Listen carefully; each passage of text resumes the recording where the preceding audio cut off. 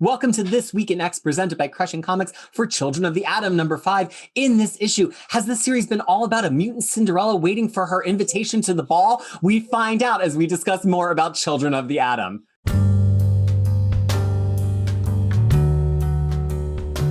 Welcome, everybody, to our full discussion of Children of the Atom #5 on This Week in X. This issue was out on the 7th of July, 2021. And of course, we're going to spoil this issue, previous issues, things we think about future issues, other things happening in the X-Men and Marvel line. I'm joined here by Tyler and Freya. And today, let's start out with, for Children of the Atom #5, our initial thoughts, and then we will go out and pull out some specific plot beats from the issue. So, Tyler, what is your initial impression of this issue?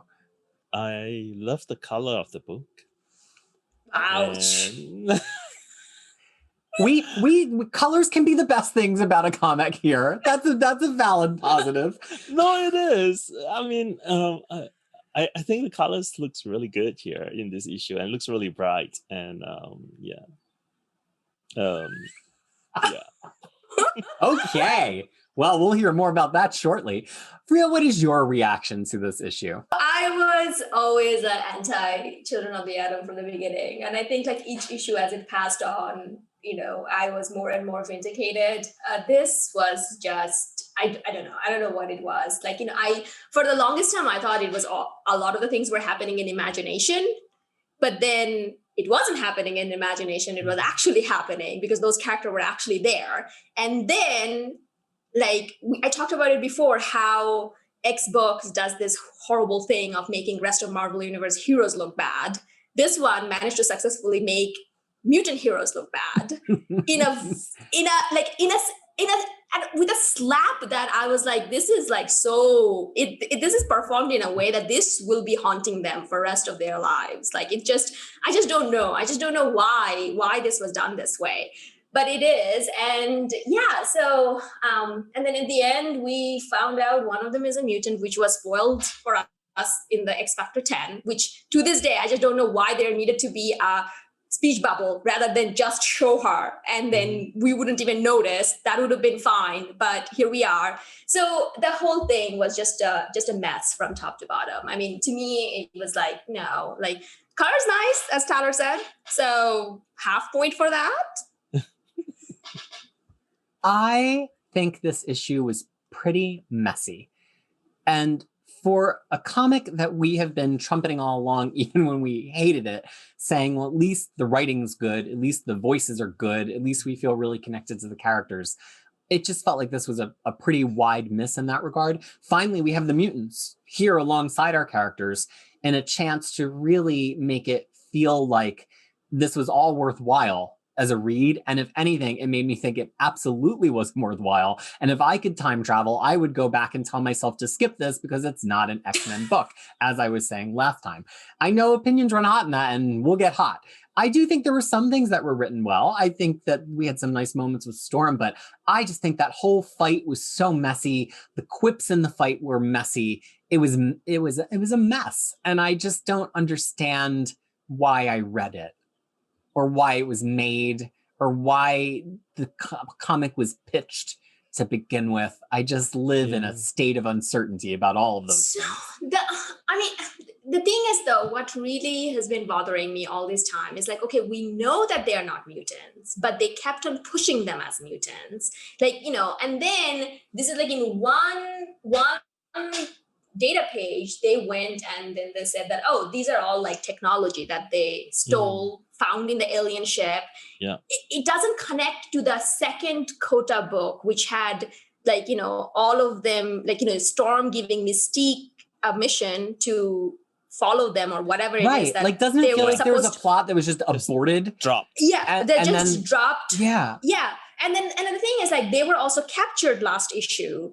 And you would think that there would be some consequences of that. They would be experimented upon and they would get the thing. Okay, just saying that you are a mutant, that means you also have to take on all of this mutant trauma, because people will try to take your body and try to do weird things with it, which was also shown Fractions X-Men, Uncanny X-Men issue like 20 or something. Like there was this whole plot thread that was there as well. So I thought that a lot of that would be happening, but no, he just goes to, and then all these heroes were hanging, these top tier mutants were hanging out in the New York embassy. Like, I mean, come on. Well, they just have to come through a gate. Somebody just has to poke their head through a gate and be like, hey, everybody. And then everybody shows up. Yeah, okay, but they were getting ready for the gala too. I don't know. I mean, hey, listen. So, I mean, the whole thing just fell flat. I mean, and then the thing is like, the what really like pissed me off is like, as soon as they found that they're humans, all of Storm's grand lecture went out the window. So that's who they are now. Like they don't even care about human children like that. I was like that. I don't know if I'm okay with that. I'm not okay with that. Well, you don't think that first of all, I actually thought that both of the data pages were really good. The one that explained their powers and how each of the things was either a weapon or a thing to develop society or for colonization. I thought was really interesting that they were like, we're going to actually use all of these things in the way of mutant powers, but we've actually put some thought into what they were originally. It kind of fills in a little bit of what we were missing from these characters is like, they know they got it from a spaceship, right? And similarly, the second data page, don't you feel like that's part of Storm's magnanimity? Like you have Cradle being like, well, these people are vigilantes. And then the X-Men put out a press release to be like, even though they are not mutants, they're part of the community of keeping people safe. And that matters to us. Don't you think that was Storm being magnanimous to them? So why aren't we being shown that Storm actually staying back and saying that, oh, Scott is being too rude? Because how Scott dealt with it is very Scott. It's very Scott Summer. Well, don't you think Storm returning was that? No, but she returned just for the mutant. She didn't return for them. Oh, so you read it as because she was there with an invite and she's happening. Yeah. Okay. And then also to that point, because mutant outing has historically been a lot of the time being connected with like, LGBT, like, gay outing in real world. This has been explored in the X-Men First Class movie, where it's like people just randomly say, oh, you are a mutant, like Professor X outs like, one like a beast in that movie. There was like there's a lot of that too. And then Storm just decided to do that in front of her other friends, just be like, oh, you are the mutant. Like, there's like a distance between them. And then the way it was shot. And she's like, oh yeah, I didn't come to see you. I came to see her. Like, that's what I'm saying. As soon as they found out they're human children, they lost meaning to them. And I'm like, but that's exactly the kind of thing you were accusing humans of in issue 2. Like in the issue 2, you were doing the exact same thing. So how are you any different? So that to me is like, I'm all for mutant supremacy and all of that. I mean, I'm card-carrying member of Brotherhood of Mutant, but the thing is like, not this way. Here's the thing. Mystique did it, like thumbs up. Mystique did it, Magneto did it, Exodus, any of them did it. Thumbs up. What if the Storm was Mystique? Ooh! I mean, there is one more issue, and the Mystique plot could still come home to roost. Yeah, if that's the case, did we see her using her thunder power? No, she just shows up at the door. No, she just shows up at the door, dressed. Why nicely. is Mystique? Yeah, why is Mystique going around impersonating everyone? Girl, what's happening with you? Are you missing Destiny that much? But anyway, but yeah, if that's the case, then okay, that makes sense. But the thing is, like, it isn't as this stands right now, the story it is. And okay, and then that's like another mystery you're gonna tangle us with. Like, okay, are you like, okay. But I don't know. I mean, that's one of the things, it just fell flat. It's like, okay, as soon as they were found human, they lost meaning. It just, I don't like that. Well, now we're going to progress to our new segment here. Well, actually, Tyler's going to respond to that first, and then we're going to do our new segment of Bring Your Own Point, where we dig into a specific thing. we can do that, actually. Yeah, you don't need to offer a rebuttal to that. I thought since Priya got some talk time, we'd go to you. So Tyler, that's fine. What point would you like to bring? I'll bring my own point. Yeah. I mean, my defense for Children of the Atom, in the beginning, is the really heartfelt inner monologue, especially for issue 1 and issue 2. which I thought was really, really well done. Issue 3 too, but not as well done as 1 and 2. And then for some reason, the body that we saw in issue 3 and 4 is really different from the body in issue 1. And then the art change, of course, sort of like drew Carmen very differently, and it just lost me. And then in this issue, the inner monologue just felt off. It did. I agree. It felt it's really weird to me, and so I don't know, and I don't know how to relate to JJ here, based on the inner monologue. He's supposed to be the youngest, but still it kind of feels totally off here. And hello, fellow kids. And that is where I got off the quota train, and it's like it's just like the two of you said, I don't know, it's really messy. And I mean, there are some good points like the colors, but I do love David Curiel. I mean, he is probably my favorite colorist at Marvel. Yeah. So I mean, I'm happy to be highlighting David Curiel's colors. I think that for some reason he just doesn't get mentioned in these conversations. Everything's Matt Wilson, Martin Grasha, Matt Wilson, Martin Grasha. Like Curiel's colors are phenomenal. He is an amazing colorist. So I'm always happy to be highlighting him here on this channel. Because I think he recedes the background and the characters popped. So if you look at the panels, you can immediately look at and then and of course he colors the superheroes and Koda kids really brightly. So they stands out, versus the the villains here. So yeah. And one thing I would say though, they forgot to draw Storm's leg in one of the panel, and that freaked me out. Oh, her floating torso. That is a little strange. I get the effect, but I just kept staring and staring, and I've actually been staring at it here on my screen. And I'm Peter and Tyler incepted me. Now I'm looking at art. But that is more of a stylized choice, just like to do that. I mean, the face looks really good though it's not too African in this case. I mean, besides the coloring or the skin color, if you paint this the face a more pinkish color, it becomes a white lady here. Yeah, you don't feel that her features. I mean, she has the high eyebrows and the eye shape of Storm, but it doesn't feel connected to her in other ways. I mean, as opposed to Bernard Chang's art and and Dotterman. Good. Also, when Dotterman draws Storm, she definitely has African features. Yep. So that's very, very on point there. But I mean, it always doesn't feel good when a book doesn't end up being good the way you think it should be. But unfortunately here, I think it really isn't good.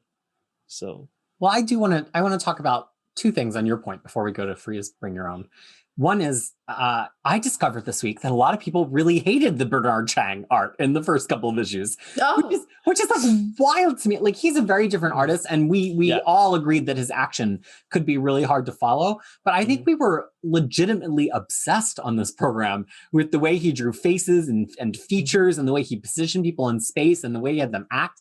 And to read people who are like, oh, I'm so glad we got some good art with this Paco Medina. I'm like, what are you doing? I mean, everybody has different preferences, but it's just interesting that sometimes I think when we all agree with each other, which is not all the time, like we don't hang out because we agree with each other all the time. We just don't. And I think because we all agreed with each other, we kind of got the illusion that was a consensus, which I think does sometimes happen for us here. And then we go to the outside world and we're like, people didn't like it. Oh my goodness.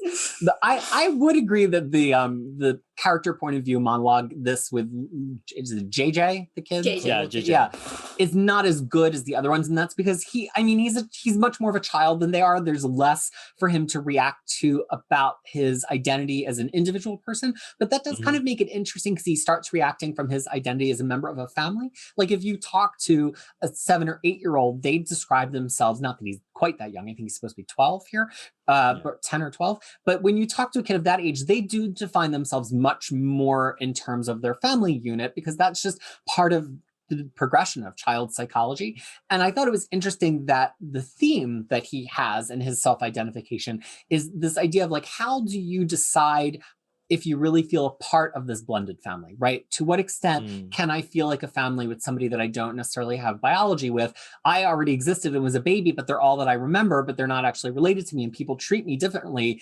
Like, it's an interesting struggle, I think. And I think that that absolutely is meant thematically to mirror this idea at the end of Carmen having her friends and then being told you're a mutant, come to Krakoa, and her kind of feeling like, can I exist in both places? Can I be the does intersectionality really mean that I can feel like the middle of the Venn diagram? Do I have to choose? So I thought that actually, there were some crafty elements there from Vida Ayla, kind of setting up the last scene all along with JJ's monologue. I've got to give some credit where due on that. And of all the characters' reaction, he's the only one who was happy for Carmen. Yeah, interesting tie to what's going on in the script here. Right, like, it's like at the end of the day, he was the only one who was, thing. But my point was, there were so many humans that were in the Hellfire Gala. Why not invite these 4? That baffled me. Like, I was like, okay, like, it felt cruel. It just felt so cruel. And compared to the whole monologue from issue 2, where it's like, oh, you only come to us when it's our children. And, when it's your law, our children, this like, ha ha, rah rah monologue that she whooped like rest of the Avengers with. And you were doing the same thing. And the thing is, here's the thing, because I saw the solid set for number 6. It's literally showing Carmen is the only one who is passing through the gate. Is stepping into the gate. We also saw Carmen is the only one who is at the Hellfire Gala. So therefore, the rest of them didn't get an invite. Why not? Well, it's a really weird discordant note. If you look at Storm's dialogue on that page, she says, you are children and it's in your nature to explore identities other than your own to learn more about yourself. And you're like, oh, wow, Storm is making textual the thing we've been arguing about all this time. And then she says, but that isn't why I'm here. Shouldn't it actually be like, and that's exactly why I'm here. I want, you've been I want you to come and experience what mutant culture really is. Exactly. Not what you think it is, not what you maybe were identifying with a piece of, maybe you're appropriating. I don't blame you. I hold you blameless. That's fine. But be embraced by us and come understand this thing. I can't tell if this is a critique of like Storm, the character, if this is a critique of Vida Ayla, the writer, because it just seems like that was the more interesting beat to play there. Exactly.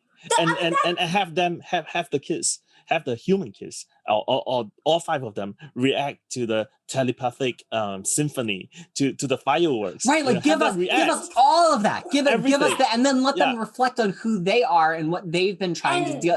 That maybe we'll get that. Maybe it's still going to happen. Maybe Carmen's going to bring them all with her, and we just didn't see them next Factor 10. But hold on. No, I mean, yes, maybe. But the thing is, I'm not giving them any more leeway benefit. Because the thing is, any more benefit, because the thing is that they've been stringing along on mysteries after mysteries after mysteries. This is a nothing. This is a no problem. This is not a mystery that, all of them get to go there. Show us that here. There is no reason for Storm to be like, that's not what I'm here. And it's like, then Buddy says, but I thought only important people got invites. The gala is open to all mutants. Lies. Actually, that's not true. And that's not true. Nanny has something to say about that. Yeah. I was going to point out to that. I'm like, did you check with your buddy, Professor X? I'll talk to the Helmet Bros. They will tell you different. Yeah. But also, there's millions of mutants now. They're clearly not all invited. Clearly.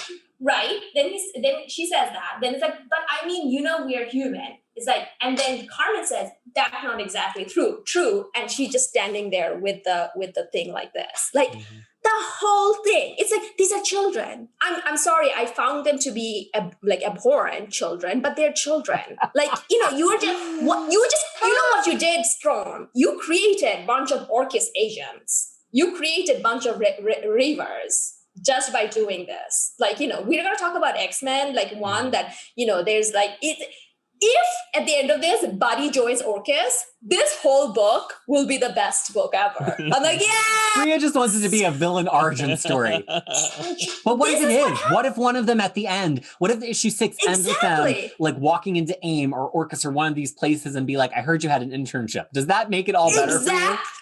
Yes, it does. Because the thing, like, this is what happens when you push people away. Like, even though they're wrong to begin with, to be appropriating, to be doing all of this. But then instead of teaching them, instead of giving them a way to understand how they're wrong and how the identity actually still matters and doing that, you just shove them. Like, you just like the way Cyclops left them, the fact that Storm didn't stay behind and be like, hey, look, he's an idiot, don't listen to him, you guys did good. And then we saw the the blast that went out. Then we saw that, hey, I'm back with invite for all of you. Come on. I just don't know. I don't know what was the point, why we're here, but here we are. That's the point I wanted to bring. Tyler, anything you want to add to that before we move on? No, not a lot. I mean, I would say no. Okay. Let's not say not a lot. Say no. I don't have anything to add. I'm very happy we got to talk to the gala is open to all mutants, because I didn't want that to be my point, but I definitely wanted us to talk about it. My point is, and this is a little bit nebulous, but I'll try to pull it all together. I think it's interesting. All along, we've said these characters are actually great characters. And if they were going to get used, we love that we've spent all of this time with them because it really establishes them. And I think that we're on this tipping point here with only one issue left of, are any of them going to be relevant? Is this really just Carmen's origin story? Is it all of their origin story? Will there ever be a reason to kind of see these characters other than one of these tacked on event books where you need somebody to die or somebody to react to something? And it's like, oh, it's Buddy from Children of the Atom, right? And I've been really thinking about, how does that affect enjoyment of a book? Like, can a book just be good and not go anywhere? If it was an indie comic, if it just introduced a bunch of well-rounded characters, we would possibly like it. But for a indie comic, we would probably hold it to a much higher bar, and I say this all the time, that if indie comics were only as good as X-Men comics, I dropped most of them. Like, when you're reading a book that doesn't benefit from this huge shared universe and all of the potential of the connections inside of that universe, sometimes if a book's of this quality, you wouldn't stick with it. So then we get into this double standard of, okay, well, now we're acknowledging we liked it because it was in this universe. But then if it's not going to play game with this universe, if it's not going to give us a place to track to these characters, if there wasn't a reason for it to happen, then you have to really ask, well, was it good? Or did we just give it all that benefit of the doubt? And as I've been turning these over in my head, I've already gone at length saying, I don't think this should have been posted in an X-Men book. I think this should have just been either a general Marvel youth's book that just happened to connect to X-Men, which I think would have been a real positive thing. And then maybe one of these other characters and their technology then immediately moves over to the Champions, and it kind of makes sense, right? Mm-hmm. Or this should have been a subplot in New Mutants where we were like, what's going on? Are any of these people mutants? Because New Mutants is about new mutants, or make it 0.1 issues or whatever, but it kind of just feels like this weird nebulous place in its own thing. And as I was thinking through this, I went back to issues 1 and 2, which I do think were like a really different comic book. And to be fair, they were probably the ones that were scripted before the pandemic hit, honestly. And I was really looking at what they were doing with the script in those comic books. And there's this plot beat that I think we've lost of, like, they really thought they were going to go through the gates. Like, they kept going to the gates. Mm-hmm. And I feel like that has been totally washed away by here. Like, if they knew all along that the stuff didn't make them mutants or activate their latent X gene, then why? Like, what was that plot point? And of course, now we know Carmen was kind of always hanging back because she would have been afraid to touch the gate and to go through, because then they kind of would have found her out. So there is an interesting aspect of it about deciding when to be yourself with other people and what aspects of your identity you're going to make public and outing and everything that has been developed. But it kind of, because I love the Buddy issue and what is the guy's name? Gabriel? Yeah. Because I loved the Gabriel and Buddy issue so much, I've kind of been tracking back to be like, so what was their arc here exactly? Like what did they Dead think? ass. What did they think they were getting by pretending to be mutants? And then I go back to the dinner party and how they wanted to steal Cole's jersey so they could go through the gate. And so you definitely get that, like, they were looking for some way to get through the gate and some mutant to accompany them, but they clearly thought they were going to be able to. So I don't know, maybe it's all going to come together with 6. I'm trying to hold out a little kernel of hope that it's going to get tied together. But I guess I just ask myself, like, what my opening comment was why? What were we supposed to get from this? And if you want to say I got to see myself, I got representation, my rebuttal to that is, does representation matter if it's just going to be discarded? It's like inventing a character for a Pride special who's a gay or a trans mutant, and then they don't get used for a whole year. Did it matter that they were in the Pride special? You were given lip service. And so that's what this is starting to feel like to me. Like, if all of this was just to prop up Harmon and make this point about appropriation, then all this amazing representation that we got on the page, much, much, much credit to Vita Ayala for scripting all of it, is all disposable. Because the thing is, like, same characters appears in Champions. The Champions doesn't have any white characters. Doesn't like not? It doesn't. Viv, what Kamala. about Nova? Nova is Latino. Mexican. Yeah, he's Latino. Yeah, and there are no white characters. And it's good right now, by the way. Danny Lore is killing it. Vecchio's art is adorable. It is so fun. It's got this really great, I wish we had been talking about the last 5 issues of Champions instead of this. Like, except for Nadia Van Dyne. Yeah, but she's not on the team right now. Oh, okay, in that case. No, it's 6. It's Nova, Miles, Viv, Kamala, Ironheart. Maybe it's just 5. I think it's just 5. Yeah. Oh, okay. Well, and then there's like the hangers on, like Bombshell is still like if appearing, you feel like but they're not they're not members. Right. If you're like, so it's like, so the thing is that it's already there. There's like one way I think this would be okay. If at the end of it, Buddy joins Orcus, or there is a doorbell, like 4 of them are sitting there upset. There's a doorbell. And then it's like, oh, coming. They open the door, and it's like we see just Kamala from the back with her signature cape flying, that she's coming to recruit them for Champions. Like, this is the way to save this, I think. Well, folks, we're interested in your version. How do you think? Are you still reading this? Did we convince you to skip it after the last episode? Are you going to keep reading to 6? And what do you think? What is your preferred end for these 5 new characters? Comment below and let us know. Do you agree with Faria? Do you have a different opinion? We're interested. If you're interested in seeing us have different opinions about the other issues of X-Men, check out our channel, because we talk about all of them and have been ever since X of Swords. And the reason we get together every week, really, we have not skipped a single one. No skip weeks for us. Faria, why do we never skip a week? Oh, I did skip one though. Well, yeah, but as a group, we've never skipped a week. Yeah. X-Men is better when it's wrapped together. That's right. So we want to thank you fool your co-stars that you are there, but you're not there. You got to keep your eye on Freya. She's got a lot of tricks up her sleeves. Yeah.